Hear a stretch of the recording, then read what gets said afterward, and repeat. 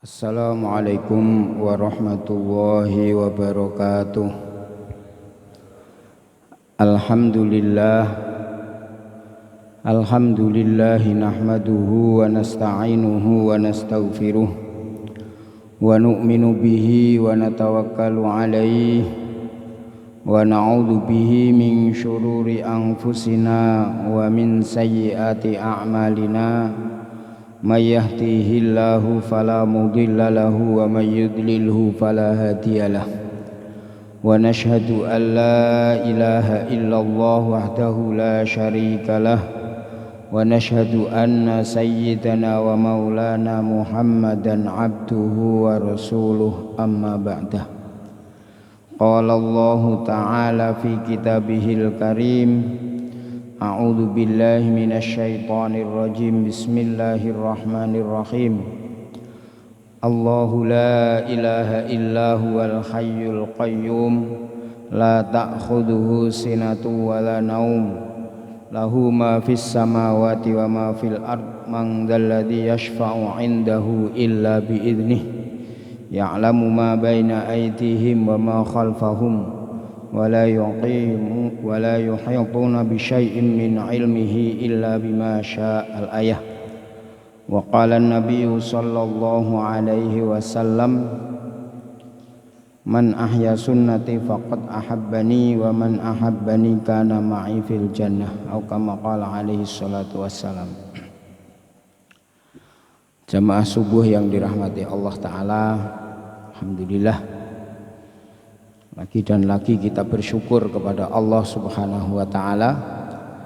Allah Subhanahu wa Ta'ala masih memberikan kesehatan kepada kita, masih memberikan rahmat, hidayah, nikmat, taufik, inayah kepada kita.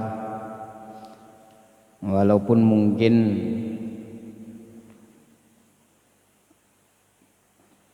ada kenaikan BBM, ada yang sedikit berpikir, yang mau berpikir, tapi ala kulli hal alhamdulillah Allah Ta'ala masih senantiasa menjaga kita. Yang penting itu ketika Allah Ta'ala masih memberikan penjagaan kepada kita. Kapan Allah Ta'ala memberikan penjagaan kepada kita?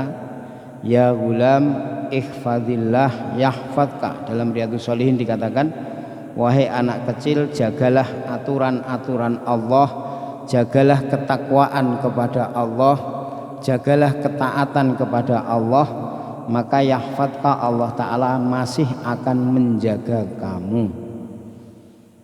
Maka kita Masya Allah sampai sekarang masih dijaga Allah. Kalau guru saya bilang mahal itu kan kalau nggak punya duit.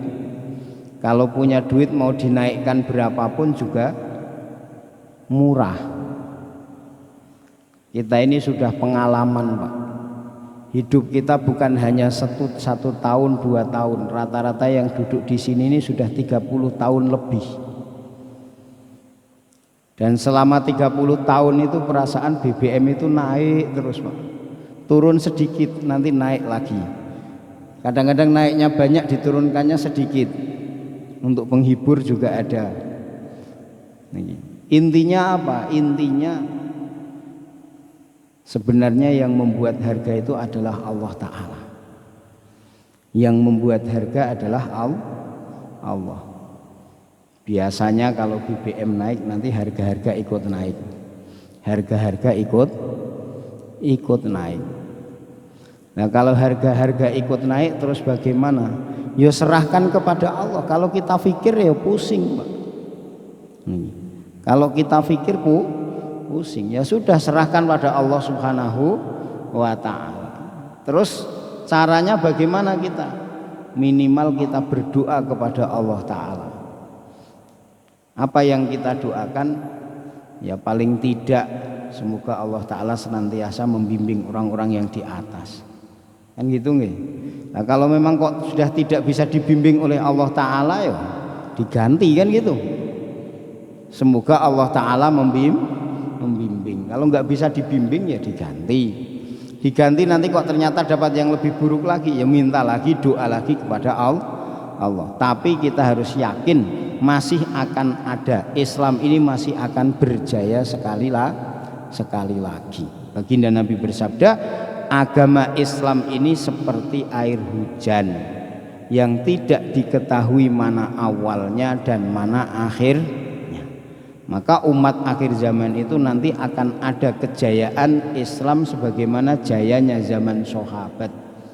Akan kembali lagi, khairul qurun qarni itu nanti akan kembali lagi di akhir zaman. Dan kapan itu datang? Ketika banyaknya gempa bumi dan banyaknya ikhtilaf, banyaknya perbedaan. Macam-macam orang sekarang perbedaan. Makanya nanti kalau orang sudah tidak percaya kepada yang lainnya, baru Allah Ta'ala akan mengirimkan Al-Mahdi. Ketika itu maka Allah Ta'ala akan menjadikan dunia ini menjadi makmur. Baldatun thayyibatun wa rabbun ghafur. Maka kita berdoa kita berdoa kepada Allah Ta'ala yang mampu dengan lisannya, yang enggak mampu dengan lisannya minimal ingkar dengan hatinya, dan kita berdoa kepada Allah. Salawat serta salam semoga tercurah kepada junjungan kita Nabi besar Muhammad sallallahu alaihi wasallam, seluruh sahabatnya, seluruh keluarganya, pengikut sunnahnya, dan semoga kita termasuk di dalamnya. Amin Allahumma amin. Jamaah sholat subuh yang dirahmati Allah Ta'ala, kita akan melanjutkan pembahasan hadis qudsi nomor 37 halaman 243 halaman 243.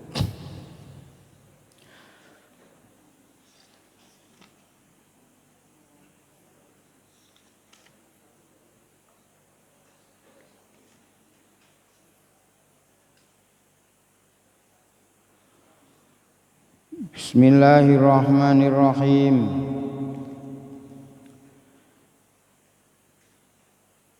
Pertolongan anak terhadap orang tua di akhirat.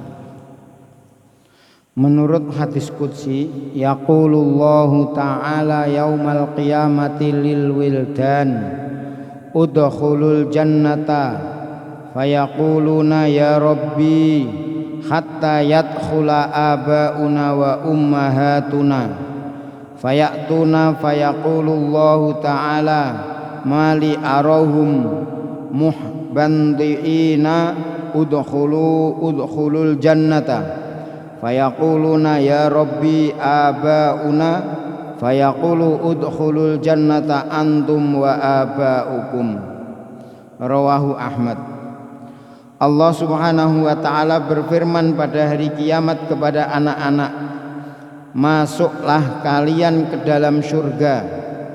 Anak-anak itu berkata, ya Rabbi, kami menunggu hingga ayah ibu kami masuk. Lalu mereka mendekati pintu surga tapi tidak mau masuk ke dalamnya. Allah Subhanahu wa ta'ala berfirman lagi, mengapa aku tidak melihat mereka enggan masuk? Mengapa aku melihat mereka enggan masuk? Masuklah kalian ke dalam surga. Mereka menjawab, tetapi bagaimana orang tua kami? Allah Ta'ala pun berfirman, masuklah kalian ke dalam surga bersama orang tua kalian. Allah Subhanahu wa ta'ala berfirman pada hari kiamat kepada anak-anak, masuklah kalian ke dalam surga. Anak-anak itu berkata, ya Rabbi, kami menunggu hingga ayah ibu kami masuk. Lalu mereka mendekati pintu surga tetapi tidak mau masuk ke dalamnya. Allah Subhanahu wa ta'ala berfirman lagi, mengapa aku lihat mereka enggan masuk? Masuklah kalian ke dalam surga. Mereka menjawab, tetapi bagaimana orang tua kami? Allah pun berfirman, masuklah kalian ke dalam surga bersama orang tua kalian. Hadis qudsi riwayat Imam Ahmad dari Syurahbil bin Syu'bah yang bersumber dari sahabat Nabi sallallahu alaihi wasallam.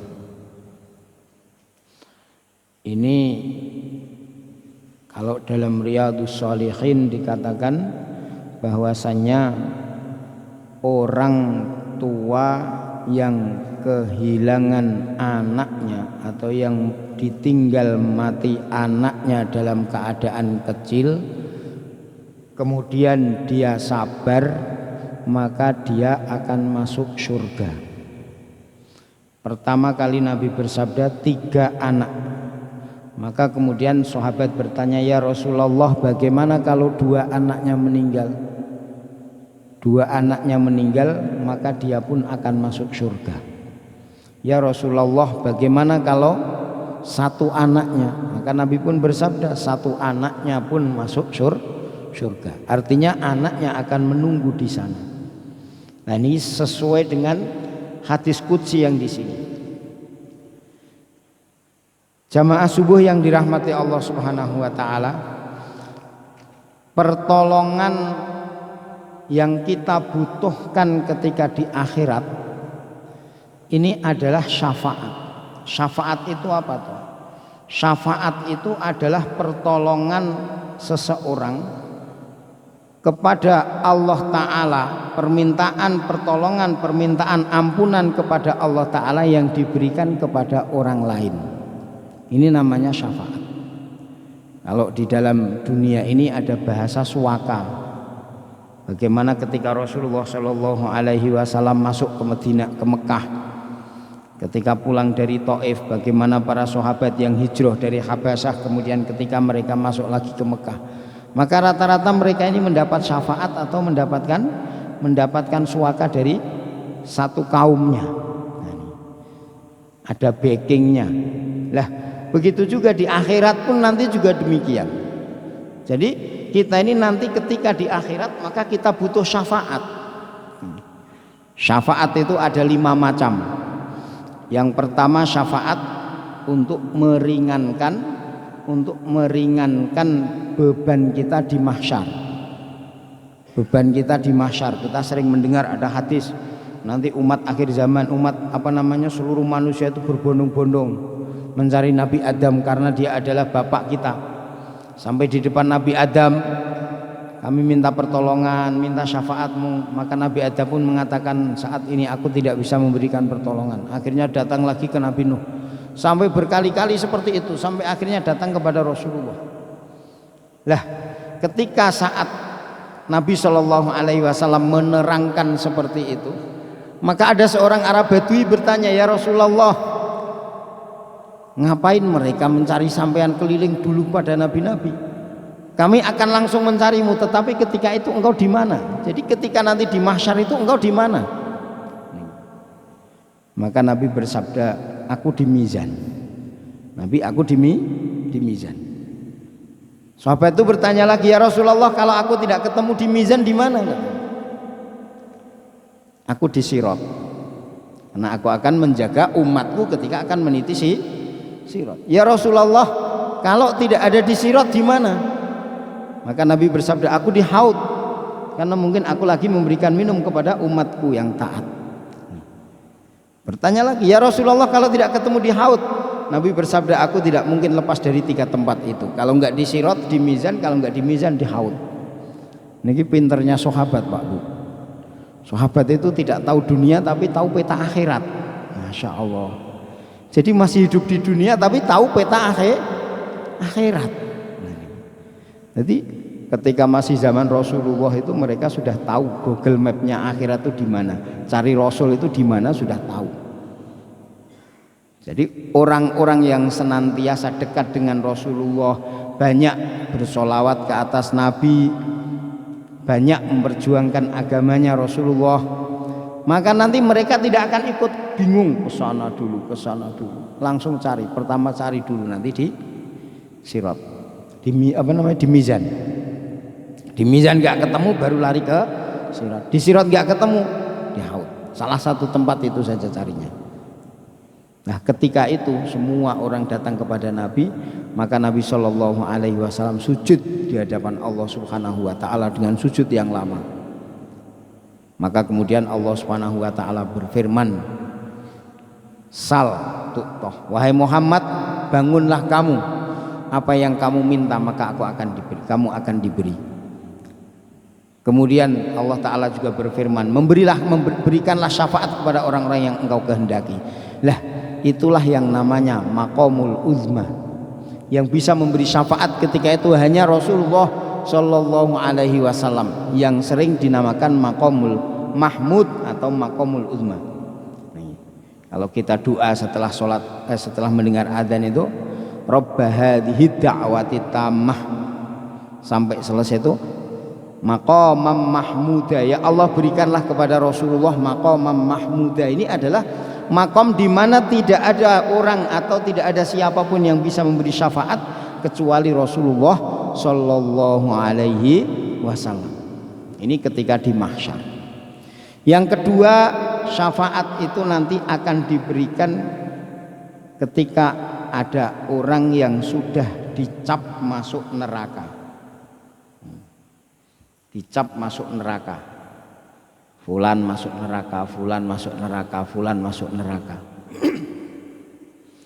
Maka kalau ada orang belum masuk neraka yang sudah disetempel masuk neraka, ini ada beberapa orang yang bisa memberikan syafaat. Di antaranya hafidz Al-Quran. Dalam hadis dikatakan barang siapa yang menghafalkan Al-Quran kemudian dia menghalalkan apa yang dihalalkannya dan mengharamkan apa yang diharamkannya, maka dia boleh menyelamatkan 10 orang ahli keluarganya yang wajib masuk neraka. Jadi sudah disetempel masuk neraka, maka ketika itu ada hafidz Al-Quran, dia boleh menyelamatkannya 10 orang. Dipilih bapaknya, orang yang telah melahirkan ibunya, mungkin orang-orang yang membiayai ketika di pesantrennya, mungkin kakaknya, orang-orang yang dekat dengan penghafal Al-Quran. Di Imam Tirmidzi di sana dikatakan nanti dia berhak atau diperbolehkan menyelamatkan 10 ahli keluarga yang wajib masuk neraka. Ini yang kedua. Yang ketiga, syafaat yang bisa memasukkan satu kaum atau beberapa kaum ke dalam surga. Baginda Nabi Shallallahu Alaihi Wasallam ketika di dunia bersabda, Abu Bakar fil jannah, Umar fil jannah, Utsman fil jannah, Ali fil jannah, Abdurrahman bin Auf fil jannah, Abu Ubaidah bin Al-Jarrah fil jannah. Ada 10 orang asyratul mubasyarah fil jannah. 10 orang yang disebutkan oleh Rasulullah ketika di dunia dijamin masuk surga. Dijamin masuk surga. Ini adalah syafaat di mana dia bisa menyelamatkan, bisa membawa satu kaum masuk surga, bahkan tanpa hisab. Termasuk sholat kita. Barang siapa yang menjaga sholatnya di dunia ini 5 waktu tidak pernah ketinggalan jamaahnya, tepat waktunya, menjaga tempatnya, menjaga caranya, waktunya di awal waktu, tempatnya di masjid, caranya dengan berjamaah, maka nanti dia akan mendapatkan 5 jaminan di 5 alam. Yang pertama, di dunia dia akan dimudahkan rizkinya. Yang kedua, di alam kubur dia akan dibebaskan dari pertanyaan kubur. Yang ketiga, ketika di mahsyar dia akan menerima catatan amal tanpa hisab dengan tangan kanannya. Yang keempat, dia akan meniti sirat secepat kilat. Yang kelima, dia akan masuk surga tanpa hisab. Yang memberi syafaat sekarang amalannya siapa? Sholat. Ini sholatnya.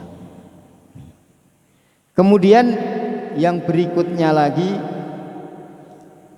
yang memberi syafaat yang keempat adalah menyelamatkan satu kaum yang sudah masuk ke dalam neraka. Kalau tadi baru mau masuk tapi sudah wajib masuk neraka, diselamatkan. Sekarang ada orang yang sudah dimasukkan ke dalam neraka tetapi diselamatkan. Nanti di akhirat itu ada namanya jahanamiyun. Ada orang ahli surga itu dipanggil jahanamiyun, ahli surga tapi aslinya wong jahanam. Aslinya orang jahanam. Setelah sekian juta tahun di dalam neraka, Nabi mendengar suara ya Hanan, ya Hanan, ya Hanan, dicari oleh Rasulullah. Nabi SAW minta izin kepada malaikat Malik supaya mencarikan orang itu. Malaikat Malik, bukan Rasulullah yang masuk. Mencari, enggak ketemu ya Rasulullah. Tapi Nabi masih mendengar suara itu ya Hanan, ya Hanan, ya Hanan. Masya Allah. Begitu diangkat, diangkat sudah hitam. Insya Allah dimasukkan ke dalam Nahrul Hayah, dimasukkan dalam sungai kehidupan. Begitu dimasukkan dalam sungai kehidupan, sudah seger dia. Lapor kepada Allah, ya Allah sudah di sini saja, enggak usah kemana-mana. Di sini saja enggak usah kemana-mana. Sudah enak rasanya daripada tadi di neraka. Tapi enggak ada tempat antara neraka dan surga. Akhirnya dimasukkan ke dalam surga. Ketika dimasukkan ke dalam surga, begitu masuk 10 kali lipat dunia luasnya. Ini orang yang imannya cuma sebesar biji dzarrah saja. Orang yang imannya sebesar biji dzarrah. Orang yang terakhir masuk, orang-orang surga mengatakan ini jahanami, ini jahanami ini. Jadi tadinya hitam dimasukkan kemudian berubah menjadi putih. Ini ahli surga yang terakhir. Jadi dengan perantara, dengan syafaatnya Rasulullah diselamatkan dari api neraka. Dengan amalnya tadi dan dengan perantara atau syafaatnya Rasulullah. Kemudian yang terakhir adalah syafaat Rasulullah ataupun syafaat yang bisa menaikkan derajat seseorang di dalam surga. Dalam satu hadis dikatakan orang yang hafal Al-Quran maka nanti di akhirat Rasulullah Allah SWT akan berfirman, Iqra wartaqi, bacalah dan naiklah, bacalah dan naiklah, bacalah dan naiklah, bacalah dan naiklah, sampai ayat yang dihafalkan terakhir itulah nanti tingkatan yang paling tinggi. Artinya apa? Ketika itu maka Al-Quran memberikan syafaat, memberikan pertolongan. Jadi satu ayat dibaca naik lagi, satu ayat dibaca naik lagi, satu ayat dibaca naik. Dalam hadis lain dikatakan barang siapa yang menghafal Al-Quran maka nanti orang tuanya akan didudukkan di atas mimbar yang bercahaya, yang mana mahkotanya itu lebih terang daripada matahari di dunia ini. Ini juga syafaat. Bahkan di dalam hadis dikatakan nanti di akhirat Al-Quran akan mengatakan barang siapa yang senantiasa menjadikan aku di depannya maka aku akan menjadi syafaat untuknya, kuntu syafi'an lahu yaumal qiyamah. Dan barang siapa yang menjadikan Al-Quran di belakangnya maka aku akan menjadi hujjatan alaihi, saya akan menjadi hujjah, akan menjadi penuntut ke atasnya. Ini macam-macam syafaat. Jadi ada syafaat di mahsyar khusus bagi Rasulullah, ada syafaat menyelamatkan orang yang wajib masuk neraka, ada syafaat menyelamatkan orang yang sudah ada di dalam neraka, ada syafaat memasukkan ke dalam surga, ada syafaat meningkatkan atau meninggikan derajat di dalam surga. Di samping di dalam kubur pun ada syafaat lagi. Dalam hadis dikatakan barang siapa yang senantiasa membaca alif lam mim sajadah maka ketika dia dimasukkan ke dalam kubur maka alif lam mim sajadah itu akan berubah menjadi burung dan dia akan senantiasa berada di antara badannya dan kafannya. Ketika malaikat akan menanya maka dia disuruh pergi, kamu pergi dulu. Maka alif lam mim sajadah tidak mau pergi, kamu pergi dulu, saya mau menanyai mayat ini atau jenazah ini. Tapi dia mengatakan tidak, dia selalu membacaku setiap malam. Maka kemudian kalau kamu mau menanya silahkan menanya, saya tetap akan menungguimu. Jadi dia akan menemani di dalam kuburnya. Alif lam mim sajadah ini akan menemani di dalam kuburnya. Maka kemudian lapor kepada Allah Ta'ala, Ketika lapor kepada Allah Ta'ala, maka Alif Lam Mim Sajdah ini mengatakan, ya Allah, aku ini termasuk surat di dalam kitabmu. Kalau engkau tidak menerima syafaatku, maka ambillah aku dari kitabmu. Maka akhirnya syafaatnya diterima. Jadi dia ditanya di dalam kubur, tapi ditemani oleh Alif Lam Mim Sajdah, sehingga dia tenang di dalam kubur ketika ditanya. Nah, ini diantara syafaat, macam-macam syafaat. Nah sekarang siapa saja yang bisa memberikan syafaat? Satu, jelas Rasulullah bisa memberikan syafaat. Yang kedua, malaikat. Dalam hadis dikatakan Allah Ta'ala juga berfirman, berilah malaikat itu bisa memberikan syafaat. Kemudian juga syuhada, ini juga bisa memberikan syafaat. Ulama yang ikhlas atau ulama yang Robbani juga bisa memberikan syafaat. Kemudian hafidz Quran, ini juga bisa memberikan syafaat. Amal-amal kita juga bisa memberikan syafaat. Nah, yang terakhir di antara yang akan memberikan syafaat yang sekarang ada dalam hadis qudsi ini, yakni anak-anak kecil yang meninggal dunia. Anak-anak kecil yang meninggal dunia sementara orang tuanya sabar. Kapan orang tua itu dianggap sabar? Dalam hadis dikatakan as-sabru inda sodmatil ula.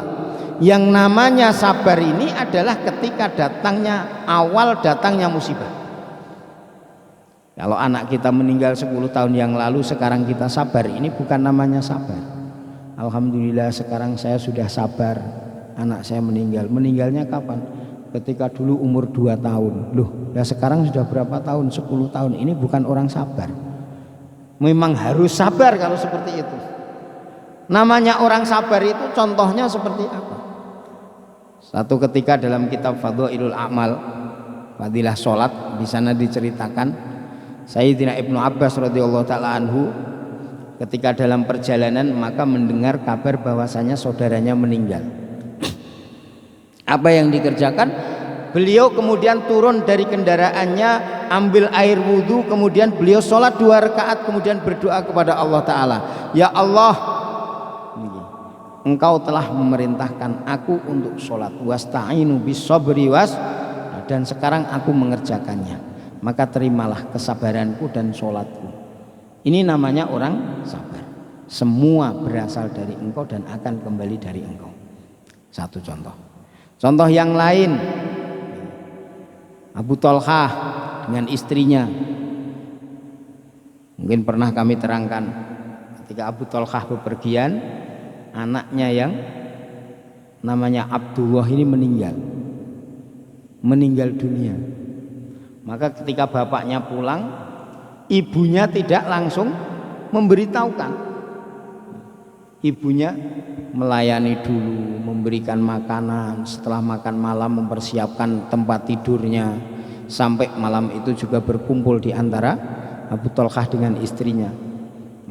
Kemudian ketika meninggal dunia, ketika sudah selesai semua, baru istrinya bicara. Kalau ada orang titip, kemudian yang menitipkan mau mengambil, kalau menurut sampean gimana? Ya harus diberikan. Wong itu barang titipan katanya. Maka baru istrinya mengatakan, sesungguhnya anak kita ini titipan Allah dan sekarang sudah diambil oleh Allah. Kaget. Sampai beliau marah. Pagi harinya setelah sholat subuh sowan kepada Rasulullah, ya Rasulullah, kenapa istriku seperti ini? Jawab Rasulullah, semoga Allah Ta'ala merahmati istrimu. Apakah kamu semalam dilayani dengan baik? Ya. Apakah kamu semalam diberikan pelayanan rohani dengan baik? Ya, aku dilayani dengan baik. Semoga Allah Ta'ala merahmati istrimu. Dari kumpul malam itu Allah Ta'ala berikan anak yang meninggal namanya Aba Umair. Ketika lahir anak laki-laki lagi namanya Abdullah. Abdullah ini punya anak lagi 10, semuanya hafidz Quran. Berkah daripada kesabaran. Ini benar-benar wanita yang luar biasa. Ini namanya sabar. Jadi sabar itu ketika awal datangnya musibah. Dalam bab sabar dalam Riyadhus Shalihin banyak diterangkan, hadisnya banyak sekali di sana. Kesimpulan daripada bab sabar itu apa? Sabar itu datangnya ketika awal musibah. Datang, siapa yang pertama kali kita ingat? Suami kita meninggal, siapa yang pertama kali kita ingat? Aduh, nanti siapa yang kasih nafkah? Siapa yang kasih? Terus siapa yang menyelesaikan masalah kalau ada masalah ini dan itu? Padahal Masya Allah, kita sesali juga nggak akan kembali, kita kita mengeluh juga nggak akan kita kembali. Tapi ketika kita sabar, maka Allah Ta'ala akan memberikan sesuatu yang lebih besar. Innallaha ma'as sabirin. Nah, begitu juga ketika ada anak kecil yang meninggal dunia di usia belum balik. Karena anak kecil ini dia belum punya dosa. Ada yang mengatakan walaupun itu keguguran, ada yang mengatakan batas umurnya ketika sudah diberi nafkah roh, yakni 4 bulan dalam kandungan. Tapi ada juga yang mengatakan walaupun mungkin baru 1 bulan 2 bulan. Ada ulama yang mengatakan kalau 2 bulan ataupun 3 bulan sudah diberikan kesempatan untuk memberikan syafaat, maka beruntunglah yang pernah punya kandungan yang keguguran. Kalau yang 4 bulan lebih misalnya karena sudah nafkah roh, sudah ditiupkan roh di dalam kandungannya, maka ini sudah berwujud anak. Yang jelas kalau sudah lahir kemudian dia kok meninggal dunia, ini sepakat ulama. Tapi kalau masih ada dalam kandungan, ini ulama berbeda pendapat. Kita hanya berharap saja. Tapi kalau sudah lahir usia 1 tahun, usia 4 bulan, usia 2 bulan, usia 2 hari, usia 1 hari misalnya, maka ini orang tuanya nanti akan mendapatkan syafaat. Bayinya memberikan syafaat nanti ketika di akhir. Dalam satu hadis dikatakan dia yang akan menjemput di pintu surga. Hadis ini dijelaskan bukan hanya menjemput, tapi beliau akan menunggu. Jadi ketika anak-anak yang sudah meninggal dunia dalam keadaan masih kecil, Allah SWT kumpulkan yaqulullah ta'ala yaumal qiyamati lil wildan kepada anak-anak, seluruh anak-anak kecil. Karena memang anak kecil nggak punya dosa. Ini anak-anak orang muslim, bukan setiap anak kecil, bukan. Dalam hadis Bukhari dikatakan Sayyidah Aisyah menanyakan bagaimana kalau ada anak yang anaknya orang kafir, maka dihukumi sebagaimana bapaknya. Jadi kalau ada anak kecil anaknya orang kafir meninggal dunia, maka dia dihukumi kafir. Walaupun aslinya kullu mauludin yuladu alal fitrah fa abawahu ayyuhawidani au yumajjisanihi au yunassiranihi. Setiap bayi yang lahir ini dalam keadaan fitrah. Fitrah itu atau fitratul Islam, fitratallahi allati fataran nasa 'alaiha. Itu namanya fitrah. Fitrah itu apa toh? Fitrah itu ya fitrah. Ikan dalam air ini fitrah. Burung dalam di alam bebas ini fitrah. Cacing dalam tanah ini fitrah. Lah manusia fitrahnya apa? Fitrahnya manusia itu dalam Islam, dalam agama. Selama burung itu kok masih bebas di awan, di udara bebas, di alam bebas, maka dia akan enak, nyaman.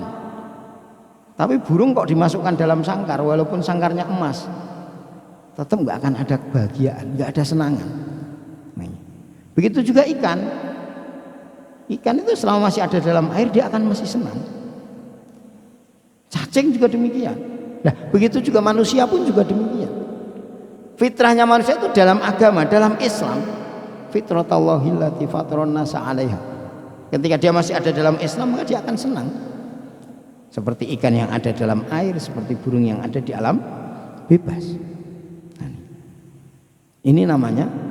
Begitu juga ketika ada bayi yang lahir, maka dia ada dalam Islam. Bayi yang lahir ini hukumnya Islam. Tetapi kalau tidak sempat dia dewasa, maka nanti tergantung daripada orang tuanya. Hukumnya adalah hukum orang tuanya. Kenapa? Karena memang nanti untuk urusan jenazahnya pun urusan orang tuanya. Jika anak orang Islam meninggal dunia usia 1 tahun atau usia 2 bulan misalnya, maka apa yang akan dikerjakan? Ya otomatis akan dikafani, akan disolati, kemudian akan dikuburkan, akan dimandikan. Tapi kalau anaknya orang non muslim misalnya, orang Chinese misalnya akan dikremasi. Jadi Nabi mengatakan bahwasanya anak yang meninggal dunia pun akan diikutkan sebagaimana orang tuanya. Orang tuanya. Nah, hadis kullu mauludin yuladu alal fitrah bagaimana? Setiap bayi yang lahir ini memang bersih. Memang masih bersih. Tapi nanti kemudian siapa yang akan membentuk berikutnya? Nah, ternyata ketika dia kok menjadi anaknya orang muslim, berarti dia dalam keadaan bentukan yang tidak benar, kan gitu. Makanya di sini dikatakan semua bayi-bayi orang Islam, Allah Ta'ala berfirman, udkhulul jannah, masuklah kalian ke dalam surga. Tapi mereka cuma mangu-mangu kok. Jadi mau masuk kok nggak ada bapaknya, mau keluar bapaknya belum ada.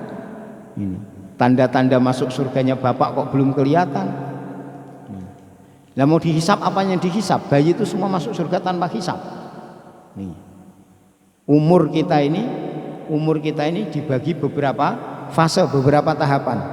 Pertama ini fase sobi ini masih kecil, anak-anak kecil itu belum punya apa-apa, pokoknya seneng main saja, udah nggak mikir apa-apa. 1 tahun, 2 tahun, 3 tahun, 4 tahun, ini masya Allah masih belum ada beban, senang lari sana, lari sini, lari sana, lari sini. Nanti masuk usia 7 tahun ini namanya mumayyiz, sudah bisa membedakan mana yang baik, mana yang benar, bisa membedakan mana yang panas, mana yang tidak, bisa membedakan, bisa makan sendiri, bisa berpakaian sendiri, bisa istinja sendiri. Ini namanya mumayyiz. Kemudian nanti gede sedikit menjelang balik, ini namanya murohek. Murohek itu anak yang baru mau keluar kumis, ubailal bulu. Kalau balik itu 15 tahun maka kurang sedikit, sekitar usia 14 tahun, 14 setengah tahun itu namanya murohek. Kemudian dari 15 sampai usia 30 tahun ini namanya fatan, pemuda. Pemuda itu batasnya kalau dalam syariat itu 15 tahun. Kalau di negara kita 17 tahun baru berhak menerima KTP. Kalau dalam Islam itu 15 tahun. 15 tahun ini sudah masuk dalam kategori balik. Semua syariat Islam sudah diberikan semua. Semua syariat Islam sudah diberikan. Sholat sudah wajib, puasa sudah wajib, zakat sudah wajib. Kalau dia kok mampu, haji juga sudah wajib. Kalau kecil ini belum ada kewajiban. Anak 7 tahun ini belum ada kewajiban sholat, yang kewajiban orang tuanya wajib memerintahkan. Orang tuanya wajib memerintahkan sholat, orang tuanya wajib memerintahkan puasa. Jadi ini orang tuanya yang punya kewajiban. Ketika anaknya kok menjalankan, orang tuanya dapat pahala. Kalau tidak, orang tuanya tetap mendapatkan pahala. Karena apa? Karena dia telah menunaikan perintah Allah. Tapi kalau sudah 15 tahun ke atas, ini sudah haknya dia. Makanya usia 15 tahun sampai 30 tahun ini namanya usia pemuda. Ini usia pas kuat-kuatnya. Kemudian setelah 30 tahun sampai 40 tahun ini namanya usia kuhul, kahlan. Kuhul itu antara 30 sampai 40. Kalau sudah 40 sampai 60 ini namanya syekh. Usia syekh, syekhah, orang tua, sudah dinamakan orang tua. 60 tahun ke atas ini sudah harum. Harum itu istilah, kalau bahasa kasarnya sudah pikun. Tapi sudah nini kalau neneknya. Kalau kakeknya aki-aki, ini namanya umur 60 ke atas. Sebenarnya 60 ke atas itu sudah miliknya masjid. Usia 60 tahun ke atas ini sudah miliknya masjid. Tidak pantas seorang yang sudah 60 tahun kok tidak kenal dengan masjid, ini sudah tidak pantas. 60 tahun kok masih sibuk di kantor terus. Sudah 60 tahun kok masih sibuk dengan, kalau seandainya dia masih ngantor 60 tahun ini sudah hiburan saja. Daripada di rumah penat, datang ke kantor sesekali, habis itu pulang. Tapi apa programnya? Programnya menunggu sholat. Jadi kalau 60 tahun punya kegiatan, 70 tahun punya kegiatan, ini programnya apa? Menunggu sholat. Daripada saya nunggu kelangut di rumah delek ini sambil nonton TV, mendingan saya gunakan aktivitas di warung, mendingan saya gunakan aktivitas di kantor, mendingan. Jadi programnya ini menunggu masjid, tujuan utamanya masjid. Jadi orang itu ketika sudah 60 tahun ke atas, ini sebenarnya sudah miliknya masjid. Kalau masih 40 tahun, 30 tahun ini masih seakan-akan masih miliknya sendiri, Pak. Jadi kerja, masjid itu kalau dengar adzan datang ke masjid, kalau dengar panggilan apa nanti datang ke masjid. Kalau 60 tahun ke atas, ini tidak usah nunggu adzan, datang ke masjid, duduk di masjid, nunggu adzannya sudah di masjid. Ini yang paling baik. Lah, kapan anak-anak itu bisa memberikan syafaat? Ketika dia meninggal dunia dalam keadaan belum balik. Belum. Kenapa? Karena mereka akan masuk surga tanpa hisab. Makanya kalau di dalam aturan-aturan pemulasaraan jenazah, pengurusan jenazah, kalau ada bayi atau anak kecil yang meninggal dunia, itu tidak wajib disolati. Tidak wajib disolati. Kalau bayi itu kok misalnya keguguran dalam keadaan belum berbentuk manusia, maka cukup dibungkus dengan kain putih kemudian dikuburkan. Ini kewajibannya. Kalau sudah berbentuk manusia, maka dimandikan, dikafani, tinggal dia pernah sudah berteriak atau belum. Kalau belum berteriak, maka tidak wajib disolati. Tapi kalau sudah berteriak, sudah nangis, sudah bicara, maka ini harus disolati. Nah, sholatnya untuk apa? Ya karena kewajiban saja, bukan untuk mendoakan. Anak kecil mau didoakan apa? Orang dia sudah dijamin masuk surga. Nah, ini. Maka nanti kalau dia sudah bicara baru disolati, wajib disolati. Tapi kalau belum berteriak, lahir ceprol, belum bicara apa-apa langsung meninggal, berarti ini tidak wajib disolati. Tapi tetap dimandikan, tetap dikafani. Bahkan ada yang mengatakan tidak boleh, bukan tidak wajib, tidak boleh disolati. Kenapa? Karena memang dia enggak.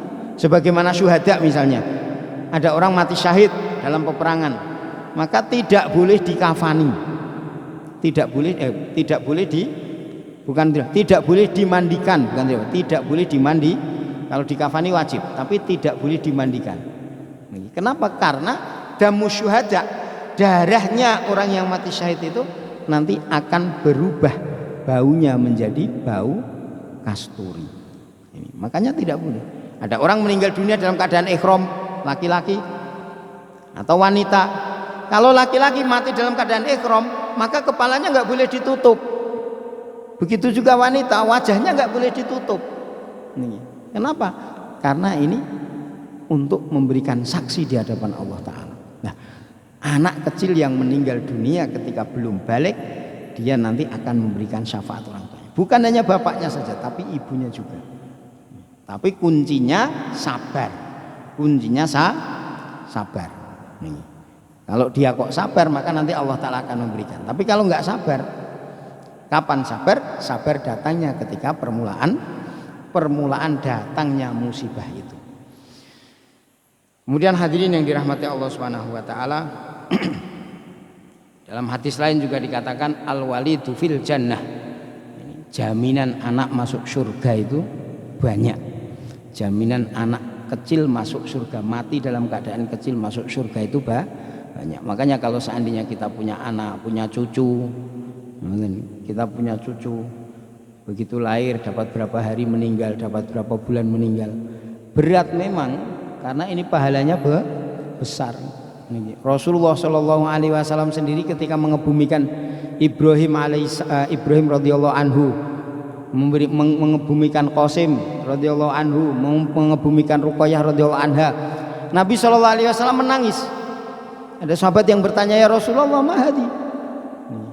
Ini air mata apa ya Rasulullah? Kenapa engkau seorang Nabi kok ketika meninggal anaknya kok menangis? Maka Nabi Shallallahu Alaihi Wasallam menjawab, ini adalah air mata kasih sayang dan Allah Ta'ala tidak berikan kepada orang-orang yang tidak punya hati, katanya. Jadi Nabi saja anaknya meninggal menangis. Artinya apa? Ini berat. Air matanya menetes. Ini berat. Kenapa? Karena pahalanya surga. Kalau pahalanya surga kok ringan, ya enggak ada. Amalan surga kok ringan itu enggak ada. Rata-rata amalan surga itu Ringan itu nampaknya, nampak seperti tadi hadis yang kami bacakan, man ahya sunnati faqad ahabbani wa man ahabbani kana ma'i fil jannah. Barang siapa yang menghidupkan sunnahku maka dia akan, berarti dia cinta kepadaku. Barang siapa cinta kepadaku maka dia akan bersamaku dalam surga. Nampaknya menghidupkan sunnah ini mudah, tapi berat. Nih. Makanya kita berdoa kepada Allah Ta'ala, semoga yang diberikan ujian anak-anaknya yang sudah meninggal, sekarang kita berharap seandainya dulu kita belum bisa ikhlas, sekarang kita ikhlaskan. Seandainya dulu kita belum bisa bersabar, sekarang kita mulai kondisikan. Kalau bahasa sekarang kita harus move on, karena kita tangisi, kita sesali, kita kita ingat-ingat. Ada yang anaknya meninggal malah nangisnya, adik di kuburan sama siapa, malah macam-macam pikirannya kadang-kadang. Tapi kalau kita relakan, kita ikhlaskan, itu nanti yang akan menjemput kita di pintu surga. Bahkan dia akan mengatakan, kami tidak akan masuk surga sebelum orang tua kami masuk surga. Ada yang mengatakan, kami tidak akan masuk surga kecuali bersama dengan orang tua. Sampai Allah Ta'ala, ya sudah, sana kamu masuklah masuklah ke dalam surga bersama orang tua kalian. Mungkin itu saja. Waktu sudah jam 6. Monggo kalau ada yang mau bertanya silahkan. Nggak ada? Ada nggak yang bertanya?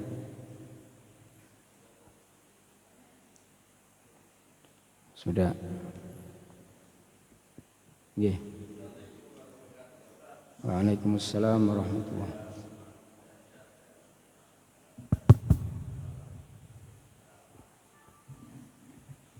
Salah satu syafaat itu yang punya hanya Rasulullah kita, Nabi Muhammad SAW.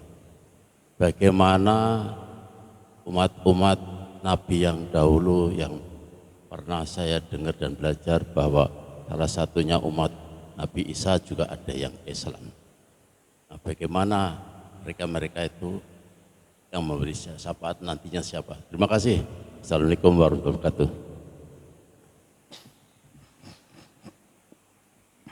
Jadi umat-umat terdahulu, makanya tadi kami sampaikan, nanti ketika di mahsyar itu yang berkumpul itu bukan hanya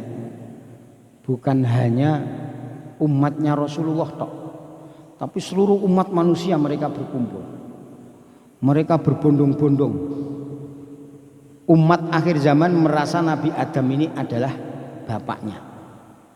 Umat akhir zaman merasa bahwasanya Nabi Musa ini adalah kalimullah, beliau bisa memberikan syafaat. Umat akhir zaman merasa Nabi Isa ini adalah ruhullah, sehingga beliau bisa memberikan. Tetapi ketika itu maka baginda Nabi Sallallahu Alaihi Wasallam menyampaikan dalam hadisnya, ternyata mereka tidak bisa memberikan syafaat. Lah ketika datang kepada nabi-nabi sebelumnya, itu pun juga tidak ada yang umat mereka juga ikut. Tapi ketika masuk kepada baginda Nabi Sallallahu Alaihi Wasallam, Nabi Sallallahu Alaihi Wasallam bersabda, umatku kesinilah, umatku kesinilah. Lah umat sebelumnya bagaimana? Umat sebelumnya hanya amalan yang bisa membawa mereka ke dalam surga. Karena ketika syafaatul uzma, maka amalan nabinya tidak bisa memberikan syafaat. Bahkan Nabi pernah bersabda tentang masalah Zaid bin Naufal. Zaid bin Naufal itu bapaknya Sa'ad bin Zaid. Sa'ad bin Zaid ini istrinya Fatimah binti Khattab. Fatimah binti Khattab itu adiknya Umar. Beliau punya suami namanya Sa'ad bin Zaid. Sa'ad bin Zaid ini asyratul mubasyarah bil jannah, salah satu 10 orang yang dijanjikan masuk surga. Yang menyebabkan Sayyidina Umar masuk Islam itu di rumahnya Fatimah binti Khattab. Suaminya namanya